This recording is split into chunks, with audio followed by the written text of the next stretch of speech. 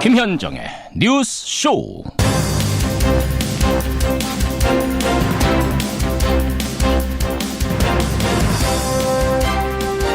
시청자 여러분 안녕하십니까?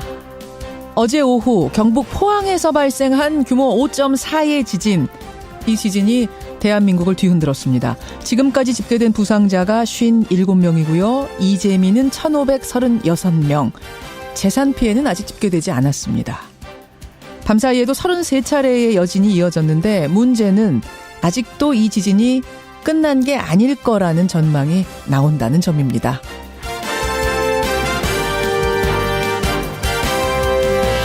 이 지진 자체도 당황스러운 일이었습니다만 오늘이 수학능력 시험 일이었기 때문에 어제 혼란은 더했습니다. 결국 수능은 일주일이 연기가 됐죠. 하지만 차후 일정은 도대체 어떻게 되는 건지, 오늘 각 학교의 등교 문제, 관공서의 출구는 어떻게 되는 건지 등등등 오늘 짚어봐야 될 뉴스가 많은 아침입니다.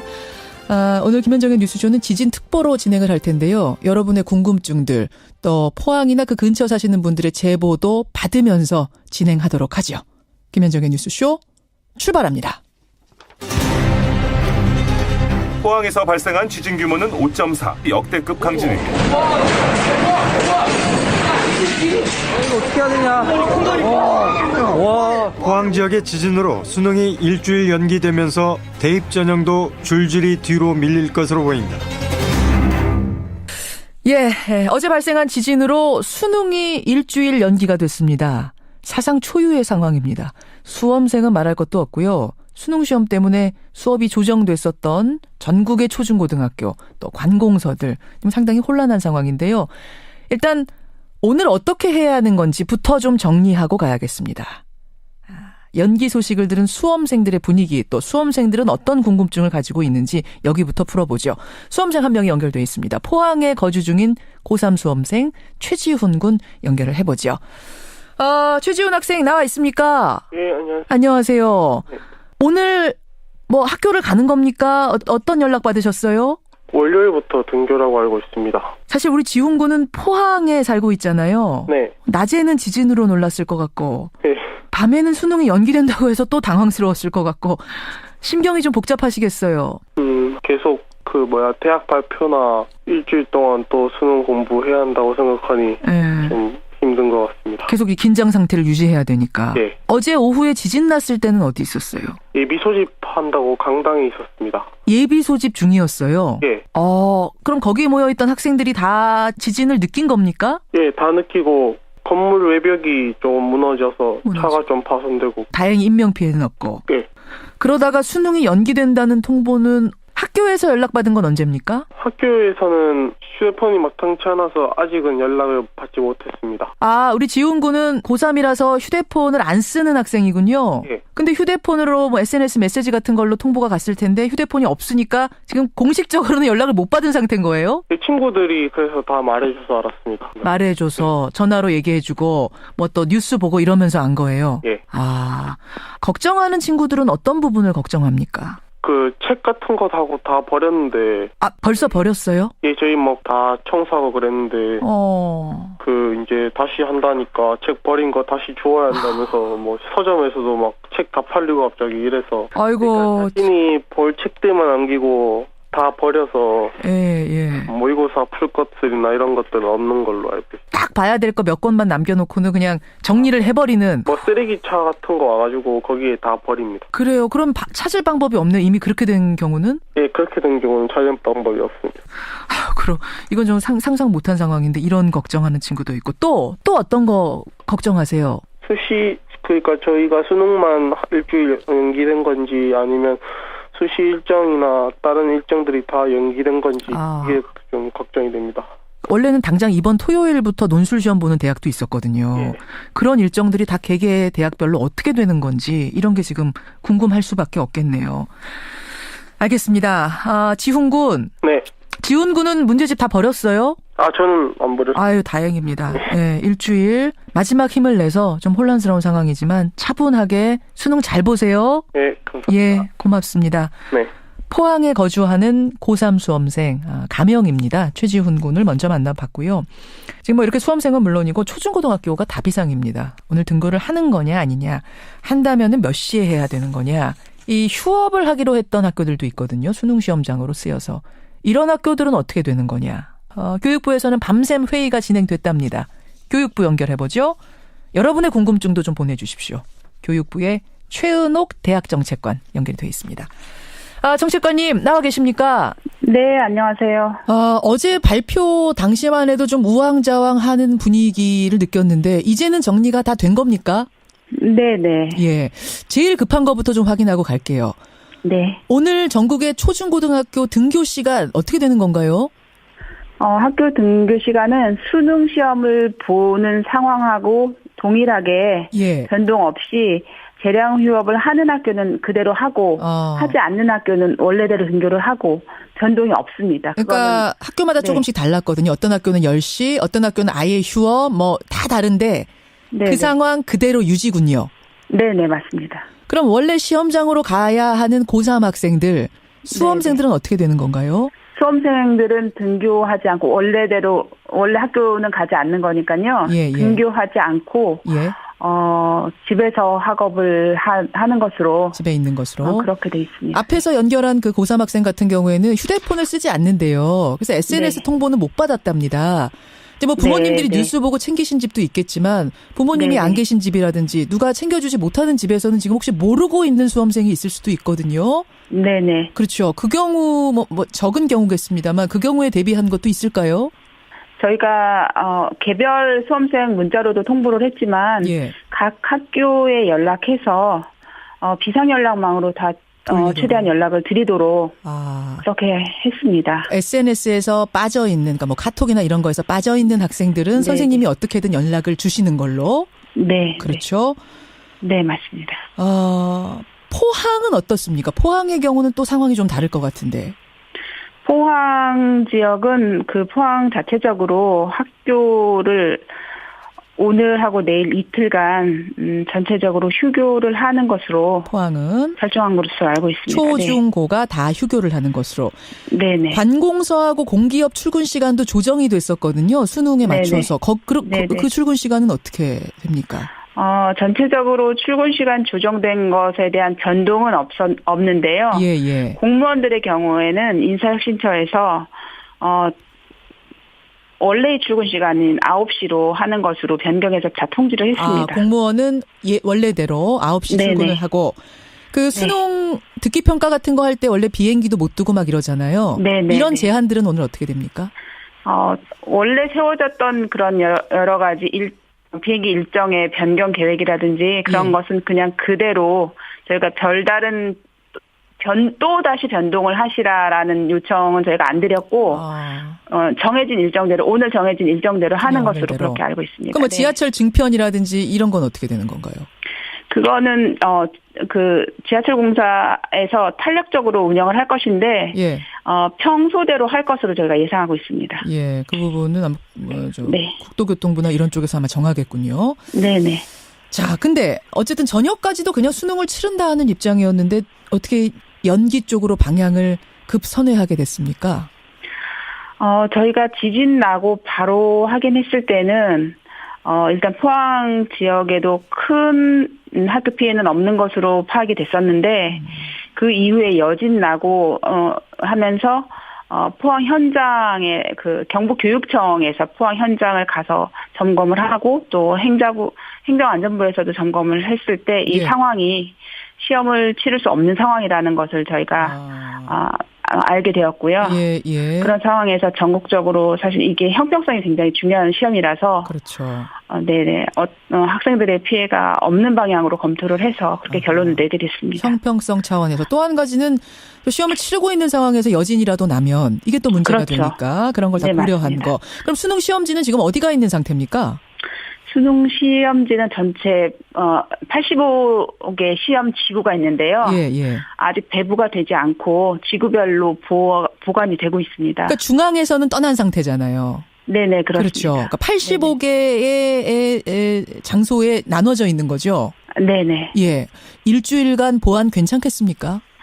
저희가 어제 경찰청에 보완 요청을 했고요. 예. 그래서 경찰청에서 모든 지구에 2교대로 경찰들이 근무할 수 있도록 추가 배치를 했습니다. 그래서 보안은 철통같이 지키는 것으로 저희가 그렇게 하고 있습니다. 그러니까 이게 수능일 직전에 시험지가 85개 지역으로 배포가 돼서 그 장소로 사실 하루 동안 철통 보완을 하잖아요. 그 당일까지. 네네, 맞습니다. 그게 일주일 연기된다 이렇게 보면 되겠습니까? 늘어난다 그렇게 보면 될까요? 그렇습니다. 그 철통 보완이. 보완 인력은 더 강화됐습니다. 더 강화되는 쪽으로. 네네. 그 출제위원들. 네네. 수능 끝날 때까지 원래 숙소에서 못 나오게 돼 있는데 그럼 그분들도 네, 일주일 맞습니다. 더 계시는 거예요? 네네. 사실 그분들한테 굉장히 죄송한 일인데요. 어쩔 수 없죠. 없이 네네 일주일 더 외출이 금지되는 상황입니다. 상황으로. 네. 다음 주 목요일에 시험 보기 전에 예비 소집 네네. 다시 하는 건 아니죠? 아주 구체적인 거는 저희가 이제 추가 관계간 회의를 해서 정해서 또 발표를 드릴 텐데요. 예. 일단 예비 소집에 참여한 다른 지역들, 그러니까 시험장이 변경되는 지역이 아닌 지역은 예비 소집을 다시 할 필요가 없는 것으로 저희가 판단하고 있고요. 예. 시험장이 변경되는 곳들은 포항 예를 들면 포항이 뭐 어디가 무너졌다 그렇습니다. 이러면 네네 그렇습니다. 그런 경우는 예비 소집을 다시 할 수도 있고. 네네. 성적 발표일도 일주일 수년입니까? 앞으로의 대입 일정이 전반적으로 일주일 수년될 것으로는 판단을 하고 있고요. 결정이 안 났어요? 아니, 구체적으로 날짜를 하루 이틀 정도 당길 수 있는지 이런 것들은 제가 교육과정 평가원에서 지금 검토를 하고 있고 오늘 회의를 거쳐서 정확한 날짜는 회의를 거쳐서 발표를 할 것이고 근데 전반적으로는 일주일 수년된다고 예상하시면 맞겠습니다. 그 앞에 고3 학생 최지훈 학생이 걱정했던 게 뭐냐면 네네. 당장 이번 주 시험 보고 나서 한 일주일 뒤부터 논술 시험 보는 학교들도 있었대요. 네, 이건 어떻게 되는 맞습니다. 건가? 이 각 개별 대학의 일정들은 어떻게 조정을 합니까? 저희가 대교협하고 지금 협의를 하고 있고 그래서 수시 정시, 그러니까 논술 시험은 수시에서 보는데 그렇죠. 그런 일정들도 전반적으로 일주일 수년하는 것으로 대학에 협조 요청을 할 예정입니다. 협조 바로 요청을 오늘. 네네. 바로 이건 좀 신속하게 하셔야겠네요. 맞습니다. 오늘 중으로 할 상당히 예정입니다. 또 우왕좌왕할 수가 있어서 각 네네. 개별 학교의 논술 일정, 뭐 면접 일정 이런 것들도 네네. 일단은 일주일 정도 수년된다. 이렇게 네네. 생각을 하고 계시면 되고 오늘 내일 중으로 정확한 것은 각 개별 학교가 발표를 하게 될까요, 그럼? 그렇습니다. 각 개별 학교의 개별 일정은 발표를 하게 되고 저희가 그 전에 저희가 대학에 협조 요청을 해서 저희 교육부 수준에서 발표할 수 있는 것들은 발표를 할 것이고 또 세부적인 것들은 각 학교에서 발표할 것입니다. 그래요. 알겠습니다. 자, 지금 문자가 많이 들어옵니다. 논술 역시 걱정하시는 분 많고 수시 합격자 어떻게 되느냐 걱정하시는 분들. 네네. 수능 감독관 한 분도 연락을 주셨어요. 전준환님. 네. 뭐 고생스럽게 이분들은 됐지만 어쨌든 잘한 결정이다. 이런 지지를 보내주시는 분도 계시고요. 여러분의 질문은 더 보내주십시오. 일단 여기까지 확인하겠습니다. 최원옥 정책관님. 네네. 꼼꼼한 마무리 부탁드리겠습니다. 네네. 철저히 준비하겠습니다. 예. 교육부 연결했습니다.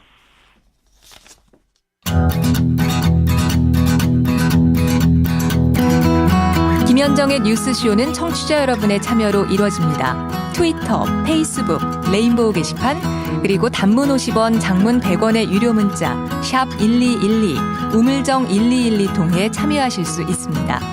김현정의 뉴스쇼, 여러분과 함께 만듭니다. 김현정의 뉴스쇼 일부 지진 특보로 전해드리고 있습니다. 일단은 오늘 아침에 도대체 어떻게 해야 되는가 우왕좌왕 궁금증들이 쏟아지고 있어서요. 오늘 아침에 일정부터 여러분들께 소개해드렸습니다. 자, 이제는 지진 얘기 한번 해보죠. 지진 얘기. 5.4 규모였습니다. 발생한 건 오후 2시 29분. 지진 관측이 시작된 이후 두 번째로 큰 지진이었죠. 포항에서 발생했습니다만 전국에서 이 지진파를 느낄 정도로 상당히 강력했습니다. 본진이 강력하다 보니까 여진도 오늘 새벽까지 33차례가 이어졌습니다. 그런데 여러분 잘 아시겠지만 경주와 포항은 붙어 있죠. 이 비슷한 지역에서 이렇게 또 강력한 지진이 발생하다 보니까 이게 계속 이러는 건가? 도대체 그 지역에 무슨 일이 있는 건가? 불안감이 커질 수밖에 없는데요. 지금부터 그 부분 짚어보겠습니다. 먼저 포항 상황을 좀 알아보죠. 이번 지진의 진앙지 경북 포항시 북구에 사는 주민이세요. 구본철 씨 연결이 돼 있습니다. 구 선생님 나와 계세요. 예, 안녕하십니까. 고건철입니다. 어떻게 간밤에는 좀 주무셨어요? 걱정이 돼서 밤 늦게 예. 이렇게 잠자리에 들었다가 새벽 또 한 5시 예. 쯤에 또 아마 여진이 있었을 거예요. 5시쯤에 또 여진이 있었어요? 예. 제가 그 눈을 뜨고 이래 보니까 5시 4분을 그 휴대폰에서 5시 4분이더라고요. 그러니까 여진도 느껴질 정도의 여진이 있었다는 얘기군요. 그렇죠. 또. 예. 제가, 예, 지금 33차례라고 하는데 5시쯤에 또 느꼈다. 그럼 이건 34차례가 되는 건데 대피소에 모여 계신 주민도 한 800여 분 된다고 제가 들었는데 대피소는 안 가셨습니까? 제가 그 회사 일 때문에 아침에 일찍이 저 회사를 출근했습니다. 예. 오는 과정에 제가 그 흥해 실내 체육관에 대피소에 잠시 한번 들어가 봤어요. 예. 이 일이 남의 일이 아니지. 물론이죠. 상황이 어떻던가요, 대피소는? 그거 가보니까, 정말 많은 사람들이 그 안에서 누워 계시고, 또 출근하기 위해서 나오시는 분들, 등등, 이렇게 굉장히 참, 마음이 안타깝죠. 돗자리 펴놓고 거기서 그냥 이불 이런 것도 없이 밤새신 거죠? 이불하고, 이런 것들은 다 이렇게 잘 준비되어 있는 것 같아요. 이불 같은 건 있고. 예. 문제는 이분들이 언제 집에 돌아갈 수 있을 것인가 그 부분인데. 그분들한테 제가 그냥 또 아는 지인도 거기서 만났어요. 예. 물어보니까 이분들이 아주 서민들이 거의 다가 피해를 당했다 이런 말씀을 하시더라고요. 그렇죠. 노화된 오래된 이런 아파트라든지 이런 주택들이 피해를 보았기 때문에. 참 이분들한테 걱정이 많다 이런 말씀들을 이렇게 하시더라고요. 구 선생님, 어제 지진이 발생했던 순간으로 잠깐 좀 돌아가 보겠습니다. 네. 그 지진이 발생했을 당시 바로 느끼셨어요? 이건 지진이구나? 저는 저희가 그 공장에 기계들이 많이 있기 때문에. 공장에 계셨어요 그때? 예. 제가 그 공장에 있다 보니까 기계 오작동이 일어나서 기계가 폭발하는 줄 이렇게 순간적으로 저는 그렇게 생각하고. 기계 스위치를 내리라 하고 또 기계가 왜 오작동을 하죠? 지진 났는데? 아니 지진이라는 생각을 전혀 감지를 못하고 이것이 이제 기계 오작동이나 싶어서 이렇게 했는데 그것이 아니고 순간적이었지만 이것이 지진이었구나. 건물이 흔들리고 아주 저희들이 정말 정신을 못 차릴 정도의 그런 상황이 급박하게 일어났죠. 샤시 공장 하신다면서요? 네, 사시 공장하고 유리 공장. 제가 보내주신 사진을 봤습니다. 그랬더니 유리가 다 깨져 있고, 이 피해도 상당히 클 것 같은데, 다행히. 저희들보다 더 큰 피해도 입은 분들이 계실 건데, 저희들도 상당한 피해를 조금 입고 있습니다. 다치신 분은 안 계세요? 그래도 인명 피해는? 네, 저희는 다행히 인명 피해가 없어서, 거기에 그만하니까 그것도 거기에 위안을 삼고 있습니다. 그래요. 구 선생님. 아무쪼록 안전이 최고니까요. 안전하게 저희도 기도하겠습니다. 고맙습니다. 감사합니다. 포항시민 구본철 씨, 이분은 진앙지에 살고 계신 분이세요. 다행히 1층에 거주하고 계시기 때문에 대피소까지는 안 가셨답니다. 만나봤습니다. 이 지진 왜 발생했고 언제까지 이럴 것인가 전문가 연결하겠습니다. 전북대학교 지구환경과학과 오창환 교수 연결을 해보죠. 오 교수님 나와 계십니까? 예, 안녕하세요. 예. 여진이 지금 발표하기로는 33차례인데 주민분 말씀 들어보니까 마지막 발표가 새벽 2시라고 그랬는데 2시 이후에도 또 있었대요. 그래서 계속 되고 있는 거죠? 예. 언제까지 계속될지는 모르는 거죠. 작년 경주 때도 상당히 오랫동안 지속이 됐었고. 여진이 이렇게 계속되는 와중에 역으로 더 커질 수도 있습니까? 아니면 여진은 계속 강도는 줄어드는 건가요? 그러니까 이번 지진에 대해서는 여진이 계속될 수 있지만 이번 지진을 일으켰던 힘이 만약 끝나지 않고 계속 온다면 주 힘이 이거보다 더 큰 지진이 일어날 수도 있는 거죠. 어제 5.4 지진의 여진이라면 그거보다 더 클 수는 없지만 점점 줄어들지만 그게 아니라 또 다른 본진이 올 수 있다는 얘기예요? 그렇죠. 왜냐하면 작년 구마모토, 몇 년 전 구마모토 지진도 6점 몇 짜리는 굉장히 크잖아요. 규모가. 그리고 여진이 나서 끝난 줄 알고 돌아갔는데 7.0이 발생한 거예요. 그래서 굉장히 많은 피해를 본 경우도 있습니다. 우리가 지진을 예측한다는 것은 거의 불가능하기 때문에 모든 가능성을 열어놔야 됩니다. 그렇군요.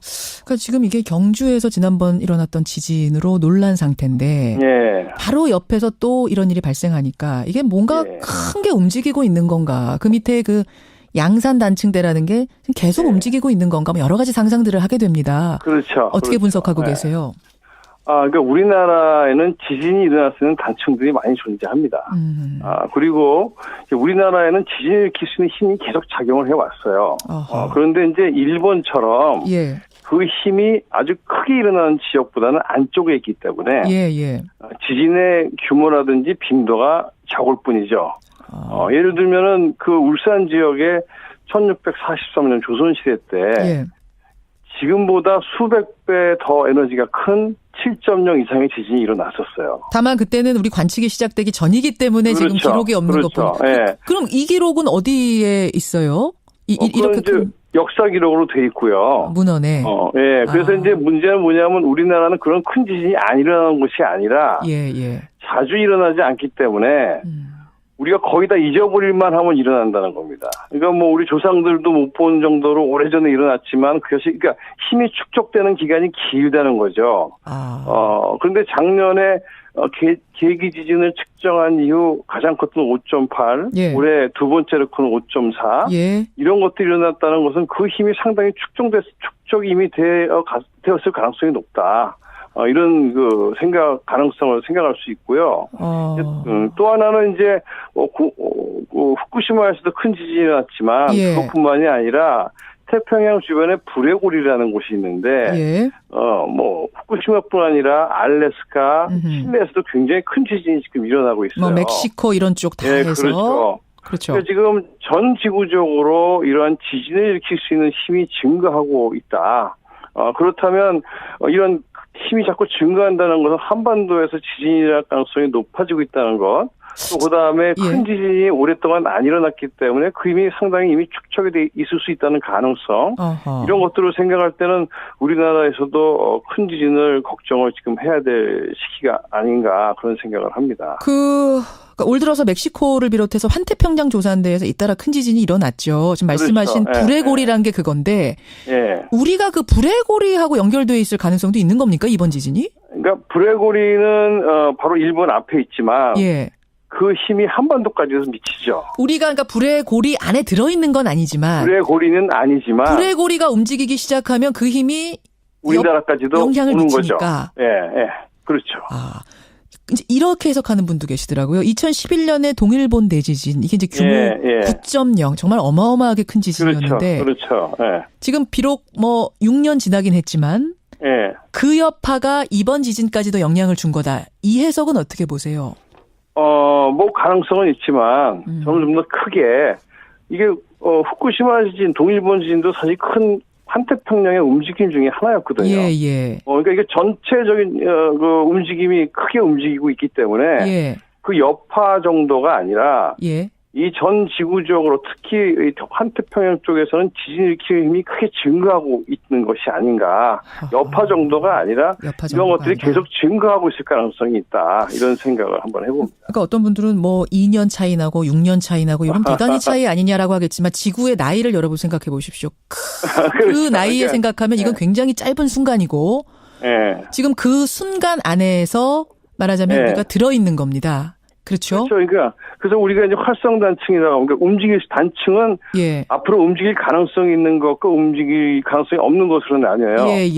그 움직일 수 있는 가능성을 활성 단층이라고 하는데 이것은 우리가 제4기 그러니까 우리가 이제 알겠습니다. 250만 년 이내에 일어난 것이 있으면 활성 단층이라고 하는데 그런 단층들이 지금 많아요. 알겠습니다. 또 올 수도 있다는 걸 우리가 감안하고 철저히 대비해야 된다는 말씀으로 정리를 하죠. 고맙습니다, 교수님. 청취자 김봉현님 여기 서귀포인데요. 여기도 지금 상황이 좀 안 좋다. 고3 학생들 걱정이 많다 주셨고 4490님, 대구에서도 진동 느꼈습니다. 9029님, 포항에서 직접 느꼈습니다. 제보들 더 주십시오. 2부로 갑니다.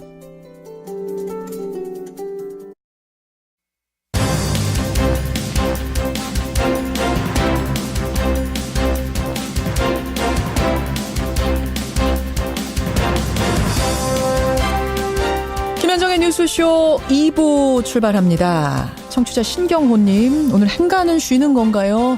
물어보셨는데요. 2부 첫 순서로 김성환 씨 지금 준비하고 계십니다. 행가 만나보고요.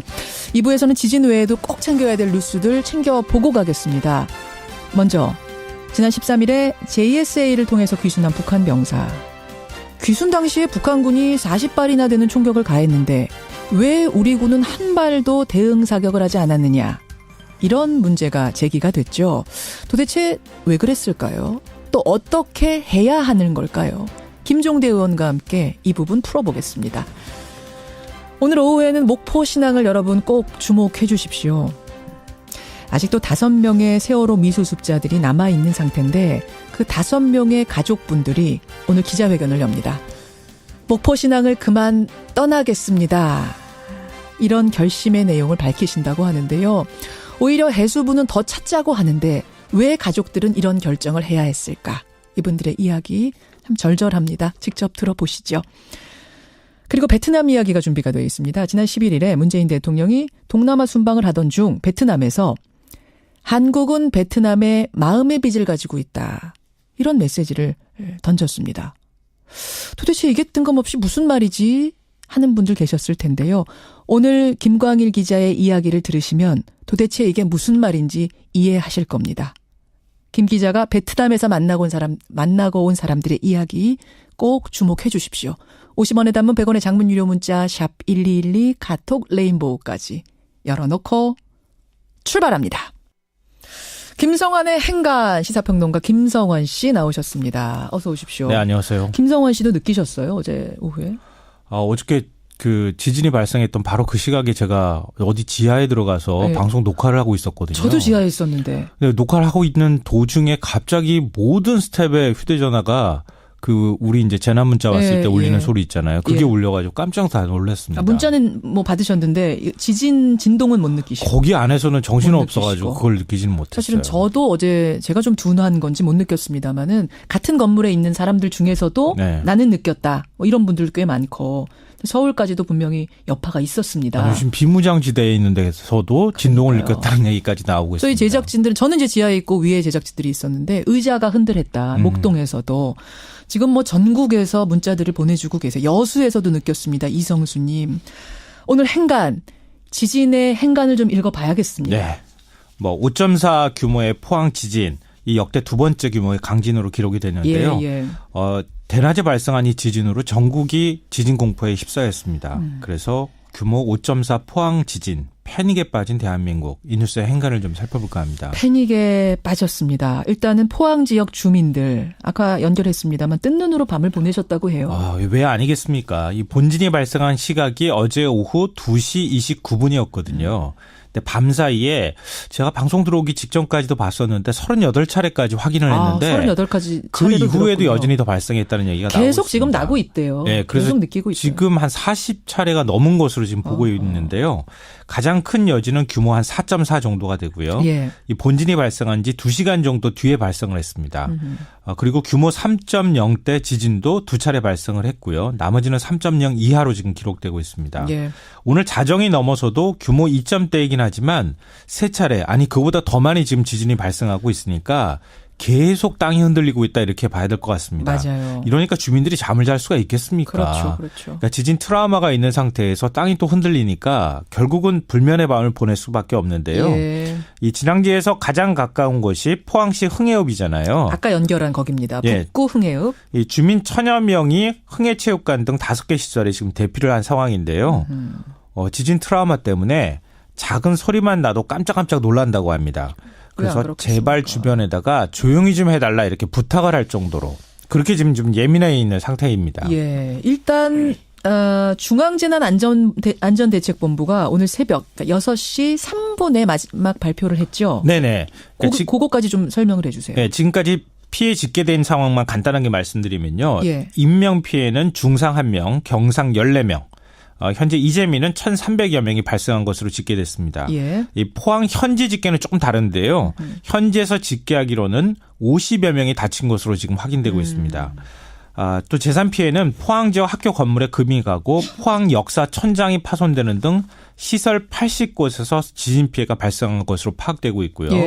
이 경주 양동마을 무첨당, 수졸단 고택 등 문화재 17곳 정도 피해를 입은 것으로 잠정 집계가 됐습니다. 그래요.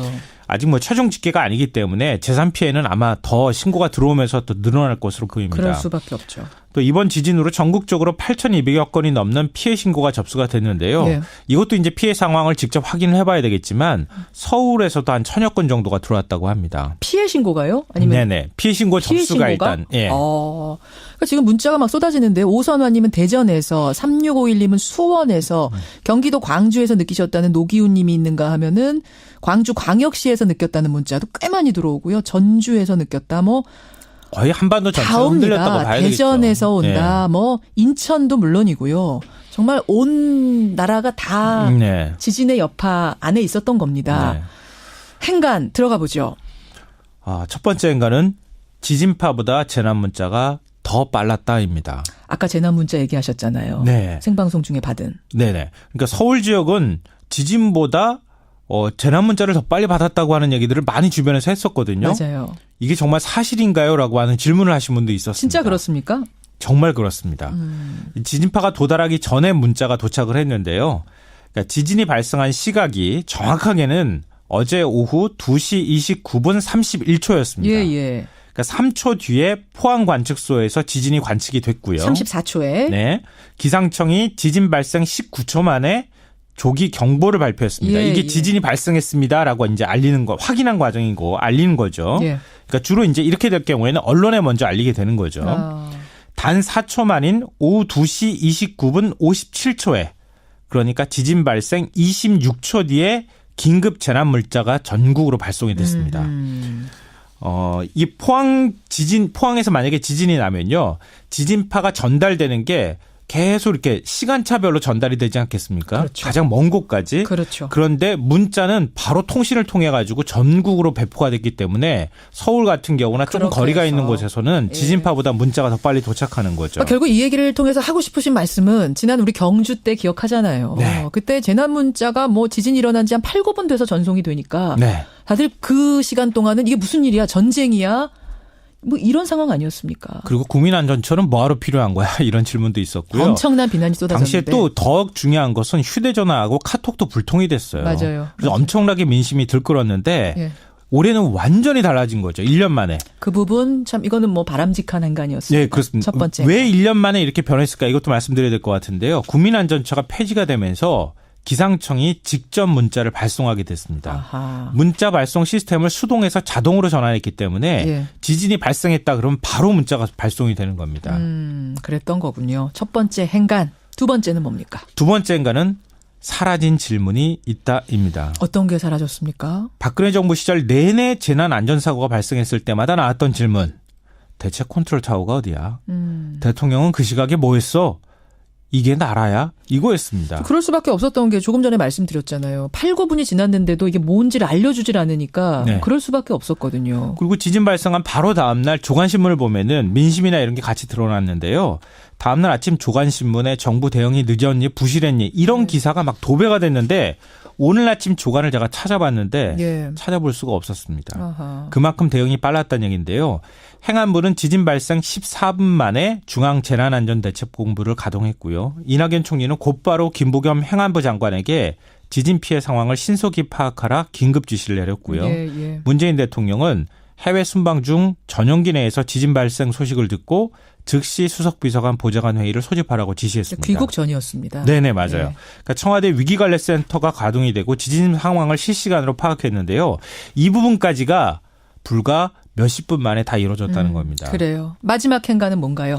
마지막 세 번째 행간은 이제는 경고에 답해야 한다입니다. 그건 무슨 말씀이십니까? 작년 경주 지진 발생했을 때 이게 일회성이냐 아니냐 앞으로 7.0 이상이 나올 거냐 안 나올 거냐 지진이 어떻게 될 건지 엄청나게 많은 추측과 분석들이 나왔는데요.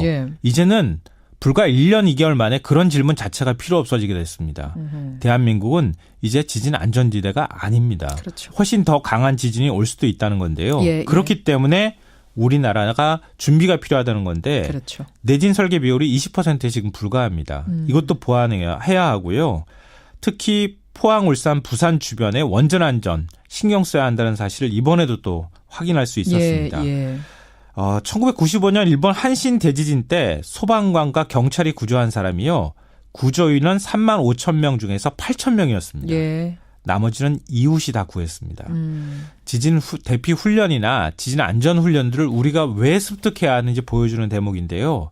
앞으로는 지진 대비 훈련도 좀 철저히 해야 될 것 같습니다. 그래요. 그러니까 재난은 항상 경고를 무시할 때 왔습니다. 지진을 막을 수 있는 방법은 사실 없잖아요. 그러니까 대비를 하고 훈련하는 것 외에 방법이 없다는 사실, 이거 이번 기회에 정말 잊지 말아야 될 것 같습니다. 그러니까 지난번 경주 지진의 훈련이 됐기 때문에 이번에는 뭐 전달하는 것까지는 굉장히 빨리 수능 연기도 빨리 결정이 되고 했습니다. 여기까지는 참 좋았고요. 문제는 대비책입니다. 이제 앞으로 맞습니다. 어떻게 할 것인가에 대한 해답을 내놔야 된다는 거, 고민을 좀 해야 된다는 건 숙제네요. 여기까지 김성환 씨 수고하셨습니다. 네, 고맙습니다.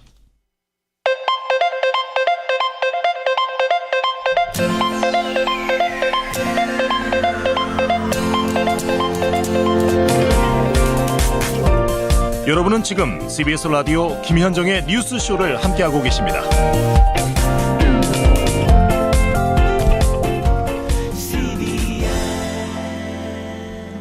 화제를 좀 바꿔보겠습니다. 북한군 병사가 JSA를 넘어서 귀순할 당시에 북한군이 그 병사를 향해서 총격을 가했죠. 무려 40발이었습니다. 하지만 우리 군은 어떤 대응 사격도 하지 않았고요. 군사 분계선을 넘은 그 병사를 발견하기까지 16분이 걸렸습니다. 그래서 우리 군의 대응이 적절했는가 논란이 일고 있는데 이 논란을 한번 짚고 가겠습니다. 군사 전문가 정의당 김종대 의원 연결이 돼 있습니다. 김종대 의원님 안녕하세요. 네, 안녕하십니까. 예, 뭐 지진 때문에 좀 정신이 없습니다만 그래도 우리가 짚을 건 짚고 가야지요. 예. 일단 그 북한 병사 지금 상태는 어떤가요? 뭐 저는 의학적인 소견은 판단할 수 없습니다만은 담당 의사의 말로는 아직 안심할 단계는 아니다.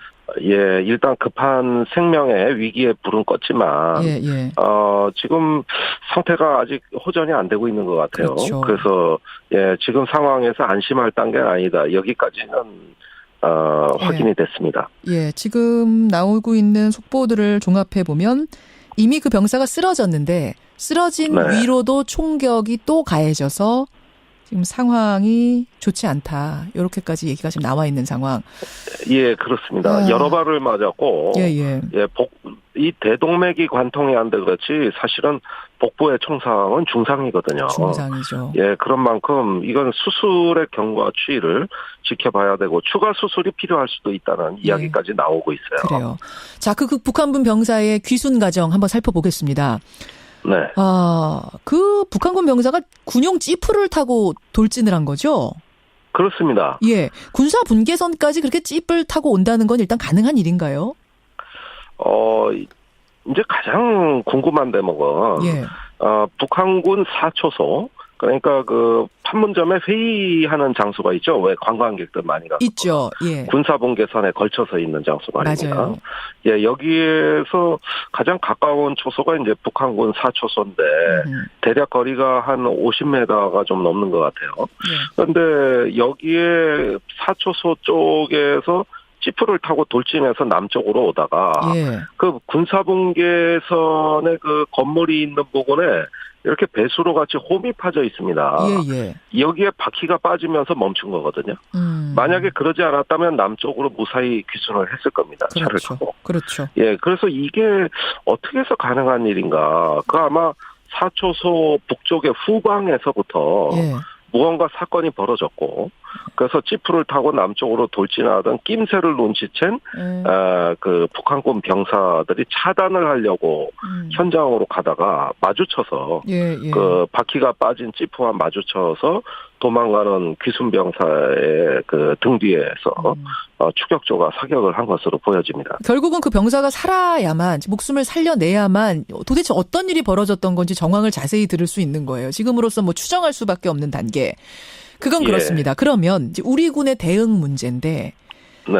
북한군이 40여 발을 그 군인을 향해 쏘는 동안 우리 군은 단 한 발도 대응 사격을 하지 않았다. 그 북한군 병사가 귀순용사인지 뭔지 모르는 상황에서 북한이 우리를 향해 총을 쏜다면 우리도 뭔가 했었어야 되는 거 아니냐. 어떻게 가만히 있었는가? 이 부분이거든요. 어떻습니까? 아니, 저는 그런 의문에 어폐가 있다고 보는 것이. 어허. 자, 이게 휴전선하고 다른데요. 휴전선에서는 영토를 방어하고 적을 감시하고 도발하면 격퇴하는 거 아닙니까? 예. 근데 판문점이라는 데는 어떤 데냐 하면 그런 전투 배치가 이루어진 작전 지역이 아니라는 겁니다. 여기서 그 우리 근무자들의 주요 임무는 회담 장소의 기능, 즉 회의 기능을 안정적으로 유지하라는 임무를 띠고 간 겁니다. 그러면 휴전선하고 다른 게 북한군하고 전투 배치되어 있는 지역이 아니고 그 불과 거리가 가까운 데는 5m. 이번에 사건이 일어난 북한 사초소와의 거리는 30m예요. 그러면 30m라는 건 뭡니까? 얼굴까지 다 보이는 아주 근접해서 가깝죠. 이건 뭐 섞여 있다고 해도 과언이 아니거든요. 이런 데는, 이런 장소에서는 일반적인 군사작전을 하는 게 아니라 제1번 임무가 안정이고, 이번에 북한군이 이제 사격이 시작됐을 때는 그러면 어떻게 하도록 돼 있느냐. 원래 작전 지침이 뭐냐. 교정 규칙이 뭐냐. 이건데, 일단은 안전한 곳으로 철수하라가 작전 지침입니다. 아, 거기서 교전을 하라가 아니라 일단은 우리 군 빼라. 철수해라. 철수해서 안전을 확보한 후에 그다음에 전투부대가 증원을 합니다. 우리 인근에 미군 특수부대도 있고 한국군 기동타격대도 있거든요. 올 때까지 기다려서 유리한 전투 배치를 하고 응사를 해도 그때 가서 판단하고 하라는 거예요. 만약에 그러지 않고 이때 바로 응사를 했다면 어떻게 됐을까요? 이거 다 죽는 겁니다. 다 죽는 거예요. 우리가 응사하면 또 그쪽에서도 더 총을 쏠 거고 뭐 이러면서 교전 벌어지면서 그쪽에 있는 그 무방비로 있는 많은 군인들이 죽을 수 있었다. 피해를 당할 수 있었다. 인근으로 충돌이 확대되기라도 하면 아까 말씀드렸듯이 뭐 5m, 10m, 30m에서 서로 노출되어 있는 군인들끼리 사격을 한다? 이게 자살행위지. 아니, 그게 어떻게 작전입니까? 그리고 이런 거 못하도록 돼 있단 말입니다. 사격을 할 때는 두 가지 조건을 판단해야 됩니다. 어떤 건가요? 우리 측에 사격을 했냐. 즉, 우리 장병들, 근무자들에게 위해를 가하기 위한 총격이었냐. 그런데 이번에는 북한군 자기들끼리 총질한 거 아닙니까? 그게 파악이 되나요? 그 현장에서? 총이 막 날아오는 이 상황에서? 아니, 북한군 3명이, 다른 쪽에서 출동을 했고, 사초소에서 1명이 나와서, 도합 4명이, 우리 남쪽으로 내려오는 지프차와 거기에 탑승자를 향해서 사격을 한 거는, 눈앞에서, 바로 코앞에서 다 보이는 일이잖아요. 보는 상황에서 벌어진 거기 때문에 상황 판단이 됐을 거다. 상황 판단은 됐고, 그래서 그 대대장이 현장에서 맨 앞에 뛰어든 겁니다. 그런데 뭐부터 지시를 했겠습니까? 사격하라가 아니라 일단은 안전을 확보하고 경계 감시해라. 아, 그 부분은 그러면 이번에 다 된 건가요? 다 철수하고 훌륭하게 정말 됐습니까? 훌륭하게 이루어졌다고 저는 보고요. 알겠습니다. 여기서 사격하면 이건 다 죽습니다. 이건 살아남을 사람이 없어요. 그렇군요. 자, 그런 의미에서 우리가 대응 사격은 하지 않았다는 거. 그러면 우리 군이 귀순병사 발견하는데 한 16분이 걸렸다고 지금 보고가 되고 있는데 이거는 왜 이렇게 시간이 오래 걸린 거죠? 다 상황을 보고 있었다면? 자, 무언가 기순자가 거기서 다시 지프에서 내려가지고 이제 남쪽으로 뛰어내려와서 아마 우리 이초소 부근인가 수풀이 우거진 쪽으로 들어간 것 같습니다. 그런데 일단은 북한군이 우리에게 위해를 가할 것인가 말 것인가 이런 경계 감시가 우선이었겠죠. 그 병사를 찾는 것보다 귀순 용사 찾는 것보다 일단은 우리 안전. 예, 북한군이 금방 사격을 가했으니까 예. 추가 사격 여부가 있느냐, 예, 우리 측의 위해를 가느냐. 예. 귀순자보다는 총을 들고 서 있는 북한군에게 우선 주목했을 것이고. 그러면 정확히 할 부분은 그 병사를 못 찾아서 혹은 놓쳐서 16분이 걸린 게 아니라 일단 다른 것들 우리 안전 확보를 먼저 하느냐고 16분이 걸렸다 이 말씀이세요? 예, 그렇습니다. 그때 또 했던 절차 중에 하나가 예. 비상이 발령돼가지고 증원 요청을 한 겁니다. 예. 그러면은 우선적으로 해야 되는 것은 귀순자를 수색하는 것이 있겠지만 예. 무엇보다도 무장한 병력이 바로 인근에서 우리에게 위해를 가할 수 있는 상황이었다 보니까 사주 경계, 예. 그다음에 증원군 요청, 세 번째는 이제 귀순자 수색으로 들어갔을 겁니다. 근데요, 김종대 의원님, 여기가 판문점 공동경비구역 유엔사가 지휘권을 가지고 있잖아요. 그렇습니다. 그렇죠. 그래서 우리가 아무것도 못한 그런 건 아닌가요? 예, 여기서 모든 작전이나 교정규칙 제정이라든가 사태 수습의 책임은 우리 대한민국 주권이 아니고 유엔 사령부의 권위에 의해서 그렇죠. 그 권한에 의해서 작전이 진행되기 때문에 우리로서는 단독 작전을 하는 지역이 아닙니다.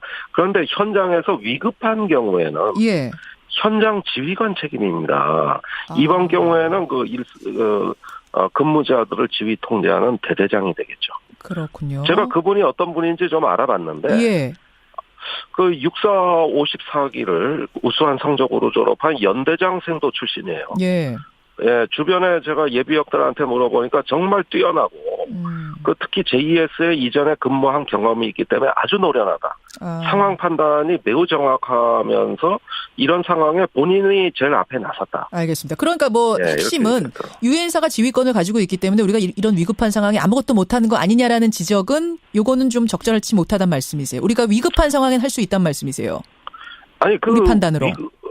그거는 사전에 교정 규칙이 하달돼 있기 때문에 유엔사가 일일이 다 세세한 작전을 급한 상황에서 할 수 없단 말이죠. 그건 아니에요. 일단 그 부분은 걱정 안 하셔도 된다는 말씀. 하는 겁니다. 근데 이번 기회에 아예 JSA에도 한국군 교전 수칙을 적용하는 방안도 검토하겠다라고 군이 얘기를 했더라고요.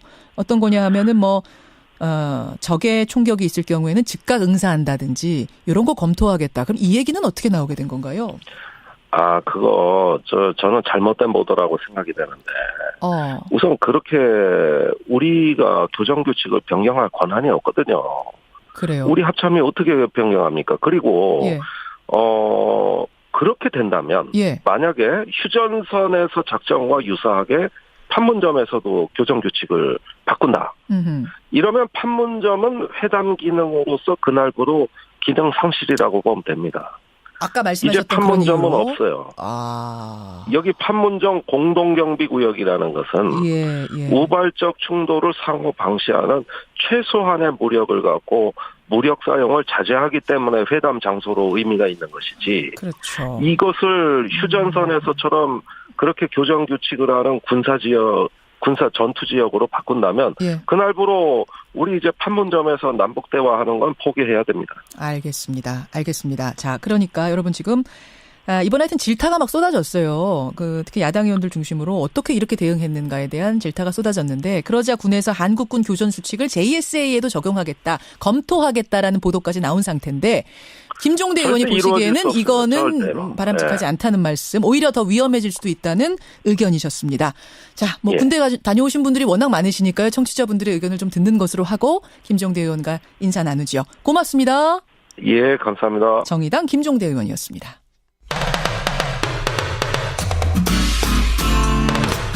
CBS 라디오 김현정의 뉴스 쇼. 권재근, 권혁규, 양승진, 남현철, 박영인. 이분들은 아직도 찾지 못한 세월호의 미수습자 5명입니다. 지난 4월에 배가 들어올려졌고요. 선체 수색을 시작했죠. 총 9명의 미수습자 가운데 4명의 유해는 수습이 됐습니다. 하지만 이 5명은 뼈조각조차 여전히 찾지 못한 상태입니다. 그리고 이번 주 이 5명의 미수습자 가족들이 목포 신앙을 떠나기로 결정을 했습니다. 벌써 몇 년째인가요? 이제 미련을 접겠다 결정을 하는 게 쉬운 일이 아니었을 텐데 그 떨어지지 않는 발걸음을 이분들 어떻게 옮기실지, 어떻게 옮기기로 결정을 하신 건지 오늘 아침에 목포 신앙을 연결해봐야겠습니다. 5명의 미수습자 가운데 권재근, 권혁규 이 두 사람은 아버지와 아들입니다. 그러니까 권재근 씨의 형이자 권혁규 군의 큰아버지가 되는 분이세요. 권호복 선생님 연결을 해보죠. 권 선생님 안녕하세요. 네, 안녕하세요. 오늘 이제 공식 기자회견을 하는 날 아침인데 목포 신앙 분위기가 어떻습니까? 적막합니다. 목포 앞바다 한번 바라보셨어요, 오늘 아침에? 6시에 바라봤습니다. 어떤가요, 바다가? 고요하고 캄캄하죠. 고요하고 캄캄하고. 네. 바람 많이 안 불어요, 오늘? 어제는 불던데요. 오늘은 그래도 괜찮네요. 그래요. 오늘 이제 공식적으로 우리는 떠납니다라고 세상에 발표하는 그날인데 오늘이 사고 난 지 며칠째인지 혹시 세고 계십니까? 1310일 정도 될 것 같습니다. 그래요. 팽목항에서 또 목포 신앙으로 그렇게 버텨오신 거잖아요. 그렇죠. 네. 근데 결국은 그곳을 떠나기로 결정하셨어요. 이러기까지는 참 고민도 많았고 그냥 맞아 고민이 많았어요. 과연 손가락질 나오기 전에 박수 받고 떠나야 되는 걸 해야 되는데 해가지고 어차피 이 세월호 안에는 텅 비었어요. 계속 있다 보면은 이게 손가락질 받고 떠나게 된다는 결론이 나와서 국민 세금이나 쓰고. 그럴까봐. 네. 아이고. 근데 오히려 해수부하고 선체조사위에서는 계속 추가 수색할 수 있으니까 더 계십시오 했다면서요. 찾는 데는 보장도 없고 깡통 빈 세월호만 남아있는데 예. 저걸 세워가지고 좀 시신을 찾는다고요? 그거는 그렇게 나오리라는 보장도 없어요. 완전 빈 깡통인데 뭐가 나오겠습니까? 근데 또 세워서 조사를 하면은 이제 또 지금 한 100억 정도 들어갈 수 있다고 하죠, 예상이. 세우는 과정 직립을 하는데 그 정도 들어갑니다. 예. 그것을 이제 계속 국민 세금 쓰는 거를 보고 있기가 민망해서 네. 이런 결정을. 네. 근데 우리 큰아버님은, 권호복 선생님은 가족이 지금 2명이나 못 찾은 채 있습니다. 그걸 어떻게 말합니까? 이렇게 온 식구가 이사 가다가 이런 사고가 나서 그것도 그 당시에 여자아이 하나 살아나고. 지연이, 5살 지연이. 네, 기억해요. 지연이, 예. 지연이 하나 살아났습니다. 그러니까 온 가족이 동생네 식구가 이사를 가다가 배가 침몰한 거예요. 그래서 지금 실종된 혁규가 동생 지연이한테 구명조끼를 벗겨서 입혔습니다. 자기 거를. 지연이는 살고 지금 혁규는 아직도 못 찾은 겁니다. 제가 그때 사고 나고 나서 인터뷰를 했었어요. 그때 저하고 선생님 인터뷰 하셨거든요. 네네. 그때 뭐라고 그러셨냐면 5살 지연이가 엄마 아빠가 왜 나만 두고 이사 갔어? 왜 나만 둔 거야? 다 어디 간 거야? 라고 얘기하면서 우는데 그게 너무 마음이 아프다. 그러셨어요. 예. 아이고. 지연이는 지금 학교는 들어갔겠어요. 작년에 들어가서 한번 옮겼고요. 네. 애들이 알아봐가지고 놀리니까 옮겼고. 놀려요? 제가 가족들 다 그렇게 된 지연이다 이러면서? 애들은 다 그런답니다. 애들이니까. 네. 작년에는 어쩔 수 없이 한 번 옮기고 입학해서 또 한 번 옮기고 올해는 이사를 해서 옮겨서 3번을 옮긴 거예요. 앞으로 크는 날을 생각해서는 지연이라는 이름도 이제 개명을 했으니까. 이름도. 네, 앞으로 이제 살아나가는데 지장이 없도록 이제 여기 무슨 장례식 할 때도 모자이크 해고서 할 겁니다. 지금은 뭐라고 해요? 알고는 있어요, 이 상황을? 알고는 있죠. 저에서 사고 나는 그 급박한 상황까지도 기억을 해요. 그 어린애가요. 지금도. 5살이었는데 기억해요, 그걸? 예, 배 안에서 있었던 과정은 기억을 다 해요. 근데 이제 그때 내가 살아났으니까 엄마 아빠도 살아난 걸로 알고 있다가 자기 두고 그냥 이사 간 걸로 알고 있다가 이제는 그게 아니라는 것도 알았군요. 이제는 알지요. 알고서 모르는 척 하는 것 같기도 하고 여자애라 그러는데 이제 모든 걸 잊고 나가는 쪽으로만 생각을 하니까요. 네. 다른 거는 이제 신경을 안 씁니다. 그래요. 네. 마음이 정말 아프네요.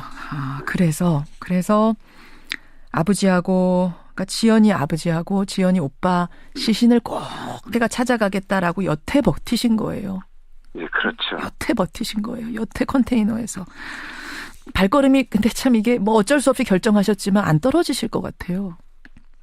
안 떨어지는데 이거를 심사숙고하는데 전부 입술 풀어탔어요. 여기 있는 사람들. 네, 결정 내는 과정까지요. 왜 안 그러시겠어요? 네. 왜 안 그러시겠어요? 왜 끝까지 내 동생, 내 조카는 안 나올까? 왜 안 나올까? 이게 좀 기가 막히셨을 것 같아요. 하나하나 발견됐다는 소식 들을 때마다. 네. 자, 한 사람 나올 때마다 이제 안으로 들어가니까 이제 3층이었으니까요. 저 기거했던 데가. 예. 찾겠다 하고 그냥 4층에서는 그냥 딱 나오고 하다 보니까 이제 곧 찾겠다 했는데 차까지 내 동생 이삿짐 실리는 차까지 다 봤는데 예. 보니까 진짜 아득한카하더라고요. 거기 안 나오면 나오리라는 보장이 없었는데 거기가 텅 비니까 네. 방법이 없더라고요. 그냥 속수무책으로 기다리기만 하는 거예요. 작업하는 것만 구경하고 있고 그렇게 지냈습니다. 시신을 발견하는 미수습자 가족들 보면은 뭐 좀 부러운 생각까지 드셨겠어요. 부러웠었죠. 그런데 그걸 어떻게 내놓고 얘기를 못하죠. 그렇죠. 네, 그래서 축하드린다고 이렇게 했어요. 이것도 참 기막힌 상황입니다. 이제 사실은 죽은 채로 가족을 발견하는 그들이 부러울 지경이니 그렇게라도 내가 됐으면 좋겠다라는 걸 소망해야 되는 이 심정은 어땠을까 싶은데 자, 이제 떠나십니다. 미수습자 5명의 가족, 4가족입니다. 가족 수로는 오늘 오후에 기자회견을 하고 나면 정말 끝입니다. 기자회견에 앞서서 오늘 아침 우리 청취자들께 그동안 정말 성원 많이 해주셨거든요. 뉴스쇼 청취자들이. 한 말씀 하시겠어요? 예. 참 세월호를 아파하고 이렇게 협조해 주신 분들 또 일일이 이렇게 다 거명하기는 힘든데 그 많은 자원봉사자분들. 네. 그리고 세월호를 후원을 해주신 분 모든 분께 감사를 드립니다. 특히 우리 미수습자 가족을 위해서 목포 한국병원, 목포 미르치과 박진호 원장님께는 감사드립니다. 저기 많이 치료를 다 해서 임플란트까지. 치과 치료해 주시. 그런 분들 얘기는 다 하셔도 돼요. 그래요. 예, 잘하셨습니다. 네.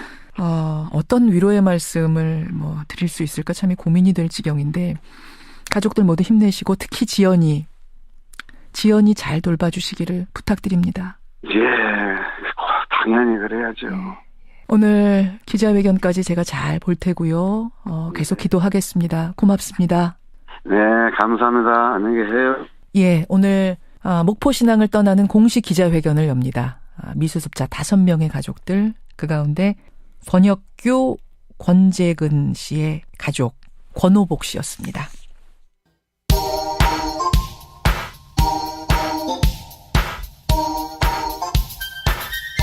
김현정의 뉴스쇼 CBS 라디오와 함께하고 계십니다. 저는 퇴근길 시사자키 정관용입니다. 문자가 많이 들어옵니다. 세월호 이야기가 너무 슬펐죠. 미수습자 가족들 결국은 자진해서 철수하겠습니다라고 오늘 발표를 합니다. 발표에 앞서서 인터뷰. 지연이 얘기가 너무 마음이 아팠어요. 6475님, 지연이가 나쁜 기억 있고 밝고 명랑하게 컸으면 좋겠습니다 하셨고 1092님은 아예 차를 세우셨답니다. 지금 화물차 기사인데요. 눈물이 나서 차 세우고 듣고 있습니다. 미수습자 가족 여러분 힘내십시오. 다 같은 맘이죠. 예, 다 같은 맘입니다.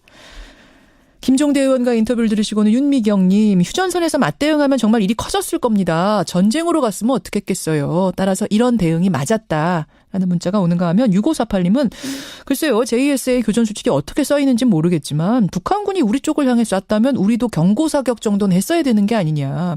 북한군이 쏜 총알에 우리 병사가 다쳤으면 어떻게 했냐. 이런 문자도 들어옵니다. 지진과 관련된 문자 중에는 지금 제보 문자 상당히 많이 들어오고요. 그 외에도 휴대전화, 제 휴대전화에서는 왜 재난 문자가 수신이 안 됐죠? 이런 문자를 보내준 분들이 꽤 계세요.